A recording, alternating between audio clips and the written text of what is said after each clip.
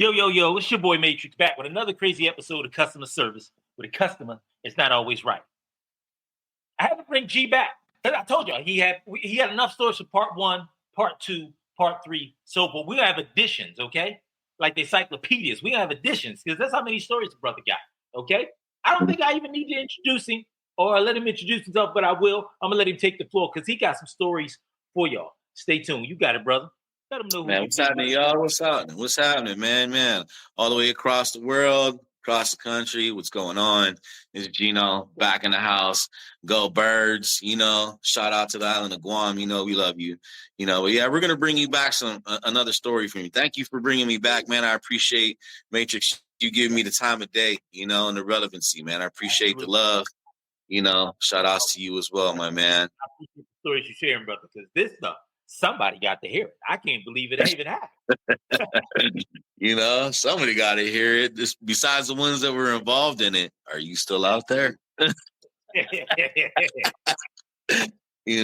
you still out there?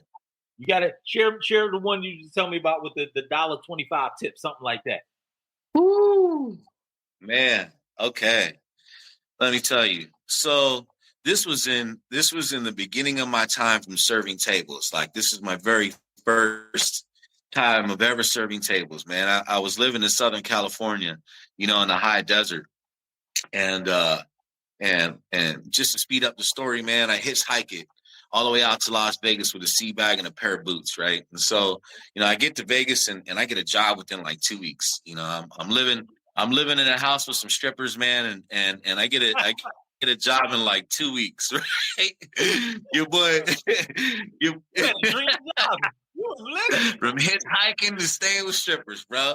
I'm like, I gotta make some bread, So I was told you gotta get these cards, and in Las Vegas to get in the service industry, you gotta have certifications. You gotta have your sheriff's card, which is like a background check, and then you gotta have your health card, right? And so your health card is where they go and you get other information you get, and then now you have this card, you can apply for service industry cards, right? You pay $100 some, whatever. So I started working at Olive Garden, right? And at this time, this was in early 2000s, 2003, something like that, 2004. And my first service job serving tables was at Olive Garden.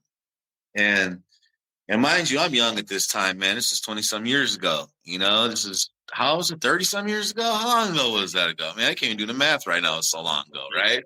Yeah. So we serve soup and salad, my dude. Pasta. I've been to Olive Garden. I guess go check out your local Olive Garden. I don't know what to tell you, man. But, when it comes down to it, it's not rocket science. It's not rocket science. It's serving tables. So I meet this couple. And mind you, the veteran server passed them off to me. She's been dealing with them for a minute. And she's just like, hey, you take these people, man. I can't take them. And I've been dealing with them so long. And I'm just like, man, I'm young, I'm hungry, I want to serve some tables, make some money. I'm making cash, I got to pay child support, Like, I'm like, yeah, I got to do what I got to do, Absolutely.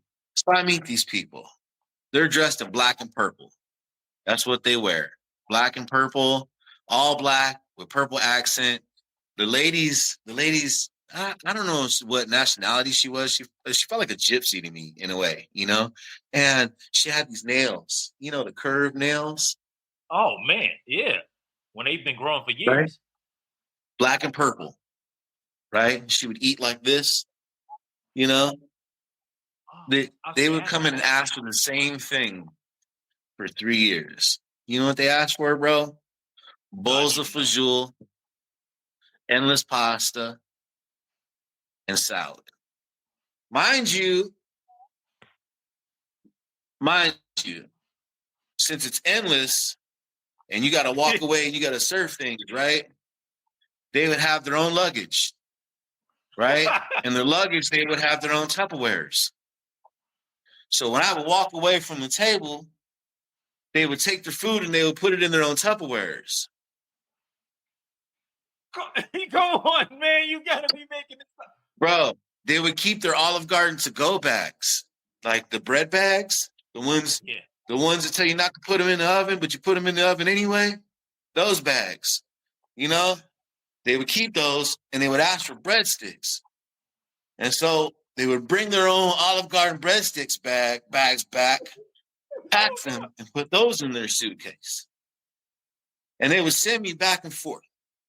When it was endless pasta bowl, man, come on, man. When it was endless pasta bowl, they would ask for the endless pasta bowls. And they would send me back pasta bowl per pasta bowl. So that way, by the time I got back, they would stack their pasta bowl. Acting like they're eating these pasta bowls. You know, they eat all them pasta bowls or salads or soups or breadsticks. They would store them in their suitcase, bro. For 3 years, I dealt with this, man. 3 years. What the? You can't just tell these people to just never come back. That's customer service. Damn. Yo. Right? They had a shelter they was feeding or something? Man, you would think that they were paying me good money to do this for them too, bro. Come on. $1.25 a time, bro. $1.25 a time. I would make $2.50 a week off of these people, bro.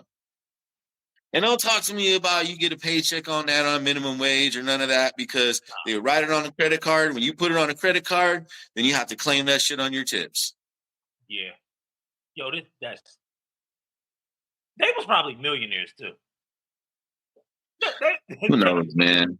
They was probably making like $200,000-$300,000 a year at that time. Bro, you ever seen that TV show Oddities? No.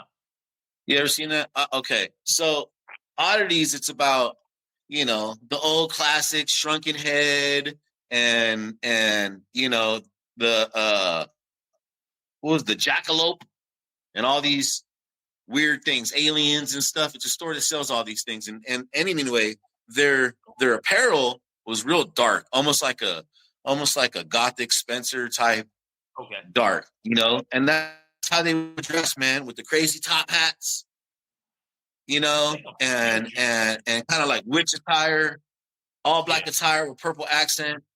The dude was black and purple. He wore black. Sometimes he would have black makeup.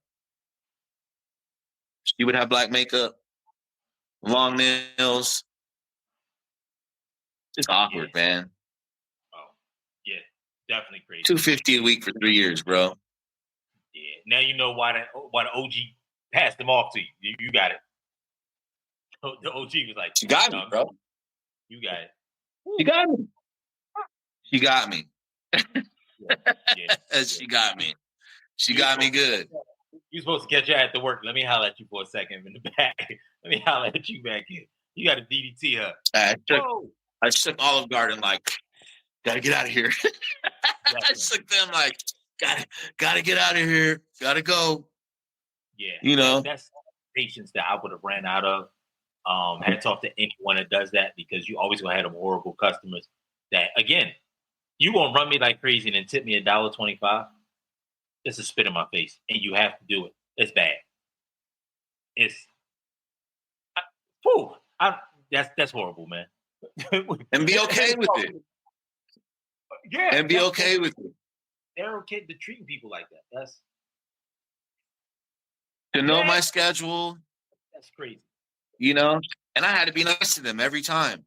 I had to be nice to them. You know, I built a relationship with them that I didn't really want to build with, you know, because I felt I was insulted. You know, I was insulted that this is just, you know, what you had to do with that customer service, professionalism, and all that. You got to put that aside when you're at where you're at, you know, sometimes, and it sucks, or find something better for yourself, you know? Yeah. Like you said, you had to just go find something better. I couldn't have did it. You know, hey, on that back end, you know, again, customers out there, man, they're terrible sometimes, bro. They're rude, man. Let's go into the next one. What else we got? All right. Oh, man. We got time for one more. Yeah, we got time for one more. We got time for one more? Yeah. Okay. All right, man. So I moved on from Olive Garden. And as I moved on from Olive Garden, I started working at a bar. It was a Steelers bar, right? And mind you, I'm an Eagles fan, you know? And this is the time, this is the time when we went through it with the Patriots, okay? This is that time where we went through it with the Patriots. Not in the winning Super Bowl, before that one. You know? And so, I forget what year that was off the top of my head. It had to been like, what, 2004? Yeah, it was early. The McNabb era and TL era. Right. Right? And so anyway, I'm working at the Steelers bar. And the gaming bars are different out here. I don't know. Are you familiar with a gaming bar in Las Vegas? I've never been to Vegas, and I gotta come out there. I said I'm gonna come out there. Yeah. Okay, so check it out. When you go to your local pub, do you go out? Do you drink it all? Do you get a chance to hit the streets and go to your local pubs? I don't drink, and I have not, because I have custody of my son. I haven't been out to a bar or pub in a while. It's been a minute for me. Okay, that's fair enough. So out here, there's so many. They're everywhere, right? And you have two different types of pubs. You have pubs that have gaming and food, which means they have gambling machines that is around the bar. Okay. Right? Okay. And then there's others that is more like the nightlife style bars where there's no gaming and it's true like, bar environment, whether it's speakeasy, whether it's hipster, whether it's there's different types of genres of bars that are out here in Las Vegas, right? I'm speaking of a gaming bar, right? And this gaming bar back in the days no longer exists. It's closed down, so they shouldn't come for me, at all. Are you? So so this gaming bar was a Steelers bar. It was called Play of the Day, right? Now, this bar was down the street and in between Olive Garden, TGI Fridays, and a locals nightclub. This was a hot area right here at this time. So all of the kids 21 and up or not from UNLV would go to this nightclub. I think it was called Club 702 back in the day. And they would go to this nightclub and they would do their thing. And I'd get the after traffic of them leaving the club because I would work graveyard.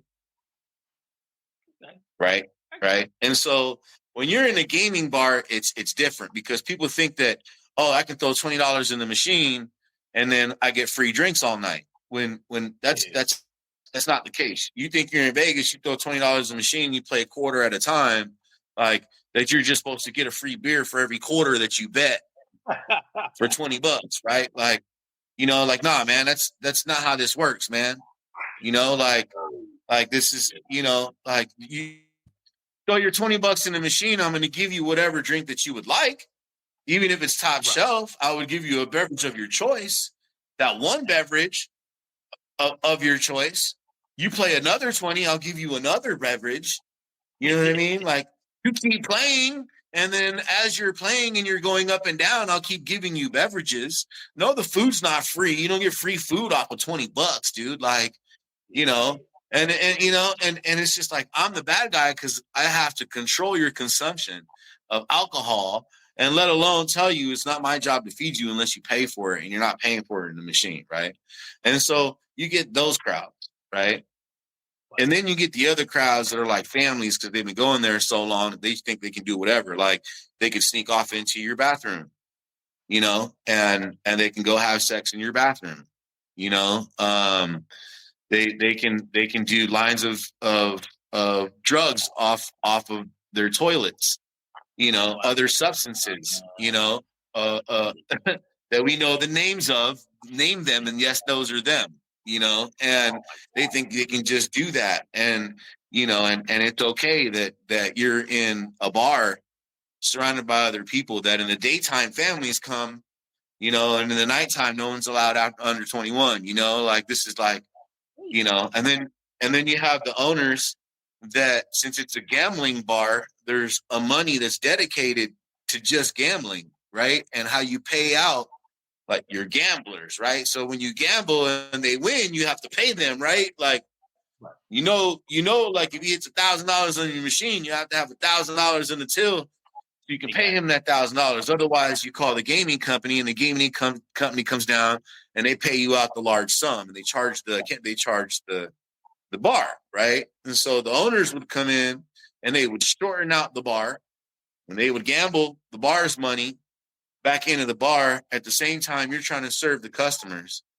And these owners would drink the alcohol and get smashed.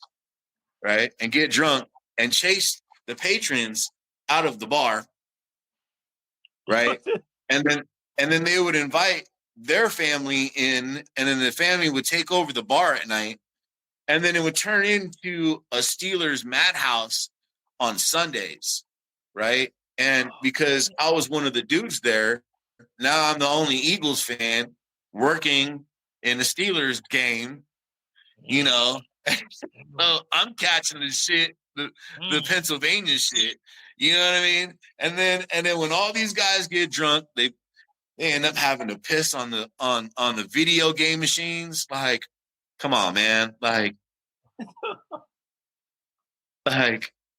these kids come in and they put their money to like play the claw game, and you're peeing on the handle of the claw game. Hell. And the bartender has to deal with all that shit. Come on, man. I don't believe that someone got that drunk to pee on the handle. You had to do that intentionally. Like, who? Like, no, you don't get that drunk. You just look and be like, oh, I've never peed. I've, you know what? Like, you had to just be like, let me try something new. No one. My man, this guy stood, he came in the bar from the nightclub at 2:00 in the morning. Okay? At 2:00 in the morning. Las Vegas is an all-night city. It's 24 hours, man. They got after hours that start at 3:00 in the morning. So they leave one spot and go to another, you know? And this dude's leaving the club so tore up.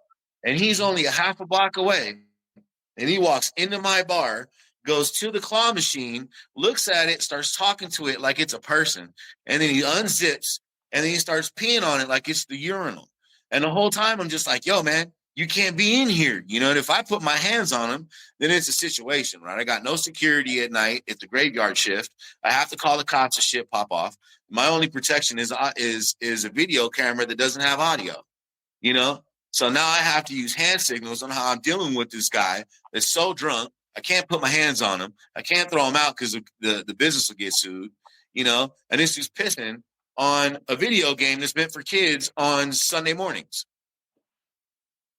during a Steelers game. Damn.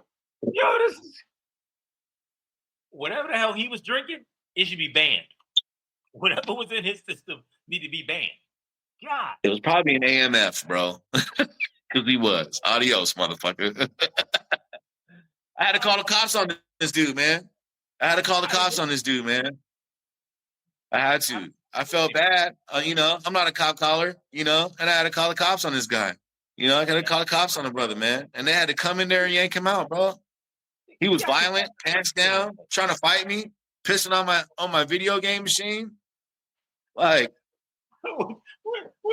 when the cops got there with these, have his pants down, how did they handle it? Like, talk about why you in the restroom, bro? Why you in the restroom looking at me, bro? Why you in the restroom looking at me, bro? Like, you're not in the restroom, bro. You're in the bar. You're pissing on a video game machine, bro. Oh shit! Yeah, whatever he was drinking, ban that shit. Like, why you? In the middle of the floor. Look at that. It was two things, man. It was either an Adios motherfucker or Hennessy, man. Pick one. It was one, or maybe all three of them together. I don't know. Incredible Hulk. I don't know. Damn. You know? Yeah. I don't know. Yeah. That gentleman, he needs to retire. He needs rehab. I cannot imagine why that intoxicated that you're publicly listening and looking at people talking about what you looking at. Keep your eyes on yourself. Yeah, that's a different level of intoxication. I don't ever want that. I'm good. I quit finance. That's too much for me. Welcome to the Las Vegas bar nightlife industry. Shout outs to you gaming bartenders out there, man. Got to deal with all that craziness out there, man. Y'all keep it safe. Absolutely. Wow. Yeah. Absolutely. Shout out to you guys.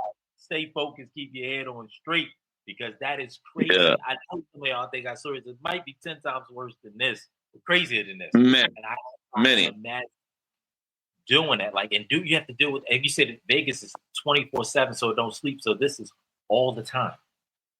All the time. Holidays, weekends. You name it, man. All the time. Doesn't matter what time in the morning, bro. Like I said, one club starts at 3:00 in the morning, man, and ends at 12:00 in the afternoon. You know, so and then the day club starts. The day club starts at 5:00 in the afternoon and goes off until 1 in the morning. Who the fuck is clubbing at this time? Who? No, go read You a name book. it, man. Go eat. Celebrities. Now it makes sense why they say what happens in Vegas stays in Vegas. Now that makes sense. Like when you hear it, Herpes. you know. But now I'm like, okay, that's starting to make sense. If you party at that time, you have no control of what the fuck is going to happen in Vegas. So I guess like you, what happens in Vegas stays in Vegas. Stays in Vegas. Yes, sir. We are out. Okay, G, we appreciate you. I told y'all. Okay, we're gonna have. Listen, Geno gonna have a whole book, edition 1, edition 2. More to come, guys. It's way more to come. We're gonna bring this brother back. We appreciate you coming on here. Y'all just better be prepared. That's the best thing I say. Be prepared, okay? Because my brother G coming back with some more. All right, check please. We out. Deuces, brother. Take care.